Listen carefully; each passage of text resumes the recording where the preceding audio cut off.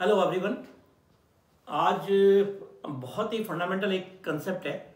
हमारे पास बहुत छोटे छोटे से सवाल दिमाग में आते हैं कि भाई जो सर्कल का सरकमफ्रेंस होता है, रेगुलर सर्कल का, वो 2πr होता है, एरिया होता है πr²। जो कि स्फीयर का जो टोटल सरफेस एरिया होता है 4πr²। इस स्फीयर का वॉल्यूम होता है 4/3πr³। मगर हमें ये पता नहीं होता कि ये फॉर्मूले आए कहाँ से।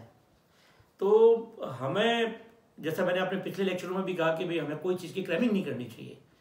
अगर आपको ये फॉर्मूले डेवलप करने आते हैं कि ये 2πr कैसे आया, πr² कैसे आया, 4πr² कैसे आया, 4/3πr³ कैसे आया, ये चीज़ अगर आपको डेवलप करना आ जाता है तो इनका फिजिक्स के अंदर इतना फ़ायदा मिलता है कि आप किसी भी तरीके का फॉर्मूले को डेवलप कर सकते हैं। इन सब की एप्लीकेशन आनी चाहिए। तो आप में बेसिकली कंसेप्ट डेवलप करना है कि जो भी फॉर्मूला बनाए वो फॉर्मूले का नो हाउ आनी चाहिए कि ये इसके बनने का फॉर्मूला क्या होता है, किस तरीके से डेवलप होता है। तो आज मैं ये जो सब अपन बचपन से सुनते आ रहे हैं कि सरकमफ्रेंस 2πr होती है, सर्कल की एरिया πr² होता है, स्फीयर का 4πr² होता है और वॉल्यूम 4/3πr³ होता है, मैं इन सबको आपको इनके पीछे जो फॉर्मूले कैसे बने हैं वो डेवलप करना बताता हूँ। तो सबसे पहले मैं स्टार्ट करता हूँ सर्कल्स की सरकमफ्रेंस से। तो हम जानते हैं, मान लो कोई ये सर्कल है मेरे पास, एक रेगुलर सर्कल है। रेगुलर सर्कल का मतलब ये है कि इसके सेंटर से सभी जगह रेडियस है वो r है। चूंकि ये प्लेन में है तो मैं इसको 2 डायमेंशन करने के लिए कोई एक कोऑर्डिनेट बढ़ा देता हूँ। मैंने ये मान लो ड्यूरिंग द टाइम है इसके कुछ पॉइंट बढ़ा देता हूँ कि ए बना दिया, ये बी बना दिया, ये सी बना दिया, ये डी बना दिया, ये ई बना दिया और एक एफ बना दिया। सपोज करो कोई पार्टिकल t बराबर 0 पर ए पे था और t टाइम पर ये बी पर आ गया और इस समय तक इसने जो एंगल है वो थीटा यहाँ पे बना लिया। t प्लस dt समय में ये b से c पर आ जाता है और इस जो डेल्टा t टाइम है इसमें ये जहाँ पे जो एंगल सब्सटेंड करता है बनाता है वो करता है d थीटा। ये सिंपल सा अपन यहाँ पे कंसेप्ट लेंगे। तो सबसे पहले हम BC निकाल लेंगे। BC को निकालने के बाद में हम इसको इंटीग्रेट कर देंगे। सिंपल सा कंसेप्ट है निकालने का, इतना सा तरीका होता है और कुछ नहीं होता है। तो हम स्टार्ट यहीं से कर रहे हैं। पहले हम BC जानते हैं। तो हम जानते हैं आर्क BC बराबर कितना हो जाएगा, रेडियस इंटू एंगल। रेडियस इसकी मान लेते हैं r है और एंगल कितना बन रहा है यहाँ पर, इस पॉइंट से इस पॉइंट के बीच में बन रहा है d थीटा। तो मैंने यहाँ पे लिख दिया r d थीटा। तो आर्क BC बराबर हो गया r d थीटा। अब मेरे को क्या निकालना है, पूरा निकालना है, a b c d e f और वापस a। तो मैं इसको इंटीग्रेट कर देता हूं। तो सरकमफ्रेंस जो मेरे पास आ जाएगी वो बन जाएगी इंटीग्रेशन BC और लिमिट कर दें इसको, थीटा की वैल्यू कौन से चलेगी, यहां से स्टार्ट होगा और ये पूरा घूम करके यहां से यहां तक आएगा। तो ये जो पूरी जो यहां से तो घूम के आएगा, ये एक पूरा सर्कल टाइप बन रहा है। इसमें एंगल कितना हो गया 2π। तो मेरे को इसको सरकमफ्रेंस निकालने के लिए मेरे पास किसके बराबर हो जाएगा, इंटीग्रेशन ऑफ BC और कितना हो जाएगा 2π हो जाएगा। अब मैं यहाँ पे वैल्यू रख देता हूँ। तो मैंने कर दिया इंटीग्रेशन 0 से 2π r d थीटा। अब इंटीग्रेशन में चूंकि r कॉन्स्टेंट है, कांस्टेंट को हम क्या कर लेते हैं, बाहर ले आते हैं। तो मेरे पास ये बन जाएगा r इंटीग्रेशन 0 से 2π और d थीटा। इसका इंटीग्रेशन बन जाएगा थीटा और लिमिट लगा देंगे 0 से 2π और यहां r आ जाएगा। इसको खोलेंगे तो अपने पास सिंपल सा तरीका आ जाएगा। अपने पास r है, upper limit minus lower limit.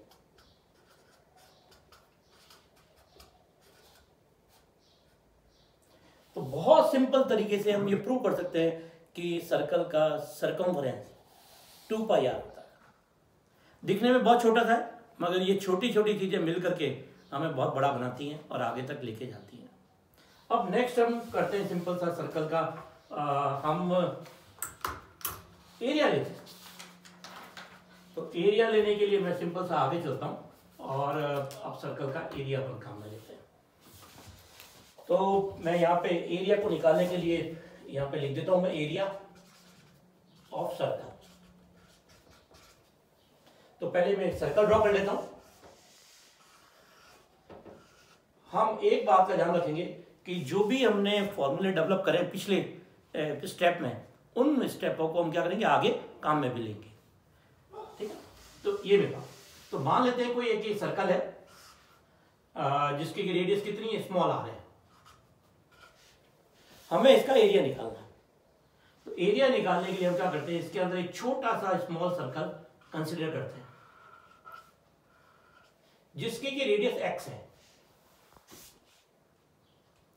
ठीक है, तो इसकी रेडियस है एक्स। अब मैं यहां से एक छोटे सी डिस्टेंस पे एक दूसरा सर्कल और कंसीडर करता हूं जिसकी की रेडियस है एक्स प्लस डी एक्स। इसका मतलब है कि ये जो डिस्टेंस है, ये अगर मैं ए कहता हूं और ऊपर वाला पॉइंट बी कहता हूं, तो ए बी बराबर कितना हो गया, डी एक्स हो गया। तो सबसे पहले मैं इस सर्कल का एरिया निकाल लेता हूं। अब इसका निकालने के लिए अपन क्या काम करते हैं, पहले मैं इसको मैं अलग से बना लेता हूं एक बार, यहाँ पे उससे निकालना बहुत आसान हो जाएगा। मेरे पास ये इस तरह की स्ट्रिप आ गई है, थोड़ा फिगर अच्छा नहीं बना है, आप इसको मेंशन मत करिएगा। मैं इसको यहाँ से काट लेता हूँ। जैसे ही मैं काटूंगा तो मेरे पास क्या बन जाएगा, एक रेक्टेंगल, एक फीता टाइप बन जाएगा। ये इस तरीके से फीता बन जाएगा, सिंपल सा। मैं आपको सिंपल सा बताता हूँ। मान लो ये मेरे पास सर्कल था यहाँ पर, और इसको मैंने काटा तो मेरे पास क्या बन गया, ये एक फीता बन गया लंबा सा, ये फीता बन गया।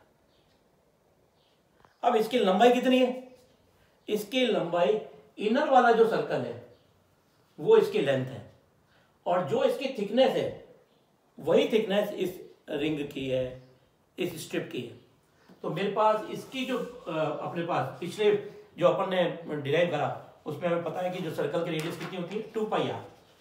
तो यहाँ पर इसकी सर्कम्फ्रेंस कितनी होगी, 2 पाई एक्स, और इसकी थिकनेस कितनी होगी, डी एक्स। तो इसका एरिया कितना हो गया, तो डी ए अगर मैं मार्क काम में लूं तो ये हो गया 2 पाई एक्स डी एक्स। तो टोटल एरिया कितना हो जाएगा, इसको क्या कर दें, इंटीग्रेट कर दें। इंटीग्रेट कहां से कहां तक करें, क्योंकि मेरे को पूरे सर्कल का एरिया निकालना है, तो मेरे को x की वैल्यू को यहां से लेकर के यहां तक करना पड़ेगा। यहां पे x की वैल्यू है 0 और यहां पे x की वैल्यू कितनी है, r। तो मेरे को इंटीग्रेट करना पड़ेगा 0 से r। हम चाहे तो स्मॉल पोर्शन का भी निकाल सकते हैं, एक पर्टिकुलर रेडियस के बीच का भी निकाल सकते हैं, किसी भी तरीके से। तो एरिया बराबर कितने हो जाएगा, इंटीग्रेशन डी ए, इंटीग्रेशन कितना हो गया, 0 से r, और कितना हो गया 2 पाई एक्स डी। ये अपने पास आ गया। अब मैं नेक्स्ट इसके आगे स्टेप को काम में ले लेता हूं, और अपन इसको बड़ा सिंपल सा अपने पास फॉर्मूला आ जाएगा, और ये अपने पास इसका रिजल्ट आ जाएगा। तो लास्ट स्टेप में हमारे पास ये पॉइंट चल ही रहा है, मैं इसी का सीधा आगे कर रहा हूं। इसमें से एरिया के आगे 2 पाई कॉन्स्टेंट है, इसको बाहर निकाल दिया, एक्स डी एक्स। इसकी लिमिट क्या है, 0 से r, एक्स डी एक्स।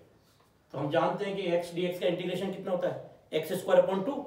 तो हम यहाँ पे लिख देंगे 2 pi into x square upon 2, और लिमिट क्या चल रही है, 0 से r। इस 2 से 2 कैंसिल हो जाएगा, मेरे पास क्या आ गया, पाई एक्स स्क्वायर 0 से r। पाई एक्स की जगह r रख देते हैं, तो ये बन गया r स्क्वायर माइनस 0 बराबर कितना हो गया, पाई r स्क्वायर। तो एक सर्कल का एरिया कितना हो गया, पाई आर स्क्वायर। बहुत छोटी सी चीज है, मैंने वापस बताया, मगर ये बहुत बहुत इंपॉर्टेंट है। ये निकालना हमें आना चाहिए कि कैसे बनती है, कैसे फॉर्मूला बनता है, कैसे डेवलप होता है। अगर ये चीज़ निकालनी आती तो हम फिजिक्स के फॉर्मूलों को निकालना बहुत आसान हो जाएगा। आपको बेसिक उसका फॉर्मूला कंसेप्ट आना चाहिए, और कंसेप्ट को डेवलप करना आना चाहिए, और हम किसी भी तरीके से निकाल लेते हैं। मैं थोड़ा और आगे लेता हूँ। मैं एक स्फीयर का, रेगुलर स्फीयर ले रहा हूँ, और रेगुलर स्फीयर का आउटर सरफेस टोटल जो एरिया होता है वो काम में ले रहा हूँ। मैं आपके सामने एग्जांपल के लिए एक मैं छोटी सी बॉल को रखा हुआ, और बॉल का मेरे को सरकम पूरा एरिया निकालना है, आउटर एरिया निकालना है। हम जानते हैं इसका फॉर्मूला होता है 4 पाई आर स्क्वायर। अब ये 4 पाई आर स्क्वायर कैसा आया, इसको निकालने के लिए थोड़ा सा हमें स्फेरिकल कोऑर्डिनेट के बारे में जानकारी होनी चाहिए, और स्फेरिकल कोऑर्डिनेट को हम काम में लेंगे और फिर हम उससे डेवलप करेंगे। तो थोड़ा सा मैं आपको एक एग्जांपल देता हूं कि भाई स्फेरिकल कोऑर्डिनेट होते क्या है। हम जानते हैं कि जो 3 डायमेंशनल कोऑर्डिनेट सिस्टम जो हमारे पुराने लेक्चर के अंदर आया हुआ है, कार्टेशियन कोऑर्डिनेट सिस्टम के बारे में मैंने पढ़ा हुआ कि वहां 3 कोऑर्डिनेट होते हैं, एक्स, वाई और जेड। स्फेरिकल कोऑर्डिनेट में जो 3 कोऑर्डिनेट होते हैं वो यूजुअली काम में लिए जाते हैं आर, थीटा और फाई। आर रेडियस है स्फीयर की, थीटा एक कोई एंगल है और फाई दूसरा एंगल है। ये 3 चीजें हमारे पास काम में आएंगी। तो आर, थीटा और फाई ये बेसिकली ये सब चीजें काम में आएंगी अपने पास। तो बेसिकली हम काम में लेंगे स्फेरिकल कोऑर्डिनेट में, ये सब चीजें हम काम में लेके काम करेंगे। तो यहाँ पे मैंने बताया कि ये 3D के अंदर है, तो इसको थोड़ा विजुअलाइज करना थोड़ा यहाँ पे मुश्किल होगा कागज में। तो मैं यहाँ बॉल से आपको बताऊंगा और कैसे इसको काम में लेते हैं वो आगे की तरफ लेने को काम करूंगा। तो मेरे पास ये एक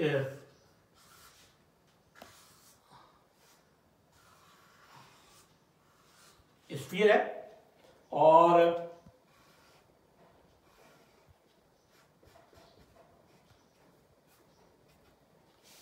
ये जो मेरे पास स्ट्रिप बनी हुई है, ये वाली, ये जो रिंग बनी हुई दिख रही है मुझको अपने आपको, ठीक है ना, उसको जब मैं यहां से सामने से देखूंगा तो ये इस तरीके से दिखेगी। तो सबसे पहले जो हमको काम करना है कि जो 3 कोऑर्डिनेट है उनको स्पेसिफाई करके और उनको आगे काम में लेना है। तो ये जो मेरे पास रेडियस आ रही है, मैं यहां पे कुछ एंगल के बारे में बता रहा हूं, फिर इसको काम में लेता हूं। कोई भी अभी यहाँ पे मैंने एंगल्स को जो कोऑर्डिनेट सिस्टम है उसको एक्स, वाई, जेड का नाम नहीं दिया, मैं स्फेरिकल कोऑर्डिनेट में काम कर रहा हूँ। तो आर, थीटा और फाई के रूप में काम में लूंगा। ये मेरे पास सर्कल है, ये एंगल मैं मान लेता हूँ थीटा है, ये जो एंगल है ये है डी थीटा, ये वाला एंगल। तो मेरे पास ये जो आर्क है इसको मैं अगर मैं बी और सी कहूँ, ठीक है ना, ए तो मेरे पास ये है, ये पॉइंट, ये बी सी पूरा है, और मैं इसी तरीके से आगे चलता हूँ, सी के बाद में डी आ गया, डी के बाद में ई आ गया और एफ आ गया। ये बेसिकली, तो अगर मेरे को इस रिंग का एरिया पता पड़ जाए तो मैं सारी चीजों के बारे में जानकारी निकाल सकता हूं। इस रिंग का एरिया निकालने के लिए मैं यहां पे क्या कर रहा हूं, एक छोटा सा मैंने यहां पे क्या करा, एक रेक्टेंगल बनाया, ये जो अपने को दिख रहा है, इस रेक्टेंगल का पहले मैं एरिया निकालूंगा और फिर इसको इंटीग्रेट करूंगा इस पर्टिकुलर के ऊपर, तो मेरे पास इस रिंग का एरिया निकल जाएगा। और जब मैं इसको इंटीग्रेट करूंगा, इस रिंग को मैं इस पॉइंट से लेकर के पीछे वाले पॉइंट तक लेके आता हूं, आगे से लेकर के पीछे वाले तक लेके आता हूं, यहां से यहां तक इसको मूव करवाऊंगा, तो मेरे को कितने डिग्री से घूमना पड़ेगा ये अपन चेक करेंगे। यहां पे मुझको रिंग को पूरे को लेके काम करना है, तो मेरे को यहां पे इंटीग्रेट करना पड़ेगा 2 पाई से। और जब मैं इस पॉइंट से इस पॉइंट तक, यहां पे ए से लेकर ई तक है, इस रिंग को जब मैं इधर शिफ्ट करूंगा ए से लेकर ई के बीच में, तो मेरे को एंगल को थीटा को शिफ्ट करना पड़ेगा 0 से लेकर के 2 पाई तक। ध्यान रखना यहाँ पे 2 पाई नहीं है, यहाँ पे कितना आएगा, पाई आएगा। तो मैं यहाँ पे थीटा को इंटीग्रेट करूंगा 0 से लेकर के पाई के बीच में, मगर जो यहाँ पर रिंग करूंगा उसको अगर मैं एंगल फाई लेके चलूं तो फाई को इंटीग्रेट करना पड़ेगा 0 से 2 पाई के बीच में। तो ये बहुत बहुत ध्यान की बात है, ये आप प्रैक्टिस करेंगे तो अपने आप आ जाएगा, सारी चीजें डेवलप हो जाएगी। तो मैं इसी को ध्यान में रखते हुए आगे चलता हूं और निकालता हूं। तो सबसे पहले मैं एरिया निकाल रहा हूं। एरिया मेरे पास मैंने बताया कि ये इसकी रेडियस है आर है, और ये जो साइड है ये बन गई, इसको इसका मैं परपेंडिकुलर डाल देता हूं। यहाँ पर एक परपेंडिकुलर मैंने यहाँ डाला, ये परपेंडिकुलर आ गया आर कॉस थीटा, ये वाला जो परपेंडिकुलर है ये बन गया आर साइन थीटा। तो ये जो मेरे पास जो रिंग थी इसकी जो रेडियस बनेगी वो बनेगी आर साइन थीटा। तो मेरे पास इसकी जो एरिया निकाल रहा हूं मैं, एरिया ऑफ स्ट्रिप, ये मेरे पास बन जाएगा, ये अगर छोटा सा एरिया बना दूं, एक तो ये एक तो ये एरिया बनेगा, तो इसमें ये वैल्यू चाहिए मुझको, ये वैल्यू में यहाँ पे डी थीटा, तो इसका बन गया आर डी थीटा।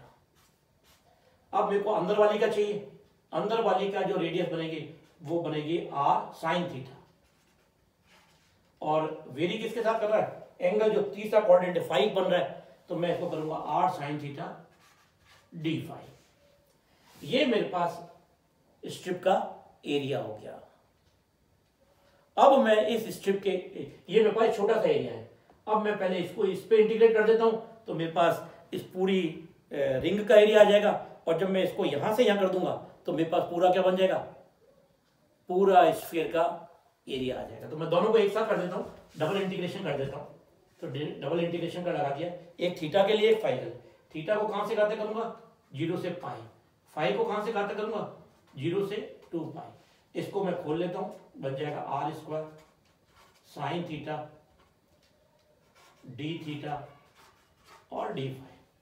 चूंकि आर स्क्वायर कॉन्स्टेंट है तो आर स्क्वायर तो बाहर आ जाएगा, और ब्रैकेट में क्या रह जाएगा, इसको तो बाहर ले लें। फाई के साथ में पहले इंटीग्रेट कर देता हूँ मैं। फाई को जैसे इंटीग्रेट करूंगा तो मेरे पास आ जाएगा डी फाई का बन जाएगा फाई, और लिमिट है 0 से 2 पाई, तो मेरे पास यहाँ बन जाएगा फाई और लिमिट बन जाएगी 0 से 2 पाई, और ब्रैकेट में क्या रह जाएगा, यहाँ पे रह जाएगा साइन थीटा डी थीटा, और इसके लिमिट कितने हैं, 0 से पाई। साइन थीटा का इंटीग्रेशन होता है माइनस कॉस थीटा, तो मेरे पास अपने आप यहाँ पे वैल्यू आ जाएगी आर स्क्वायर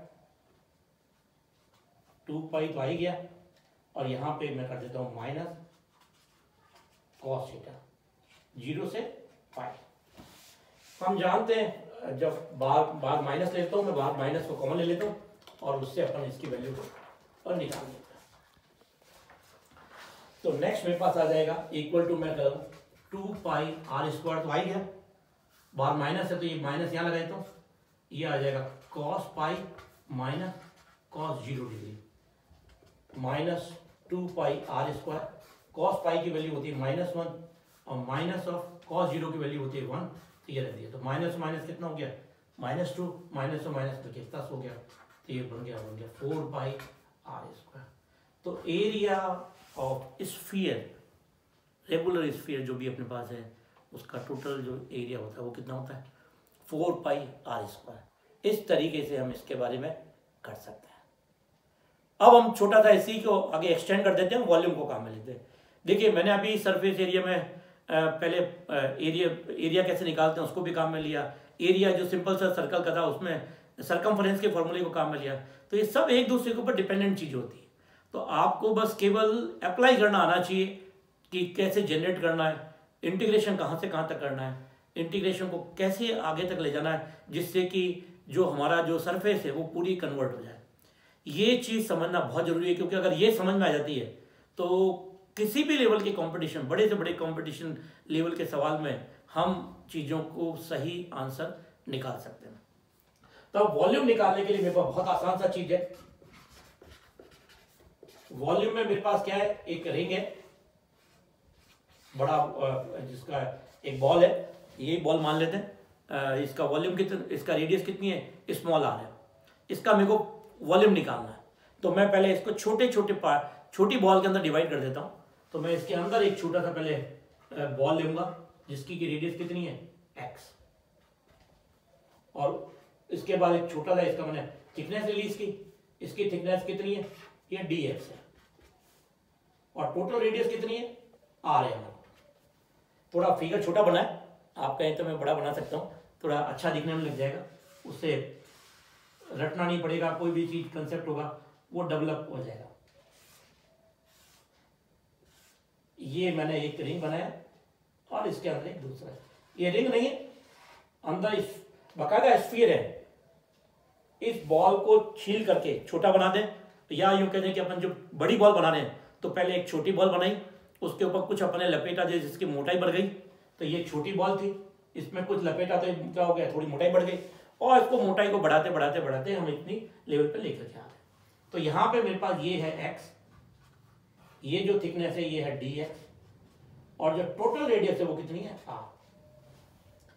अब हमने जो सारा अभी अपन ने फॉर्मूले डिराइव करे, उन्हीं को आगे बढ़ाते हुए हम इसका वॉल्यूम को निकाल लेंगे, और बहुत ही आसानी से फॉर्मूला आ जाएगा।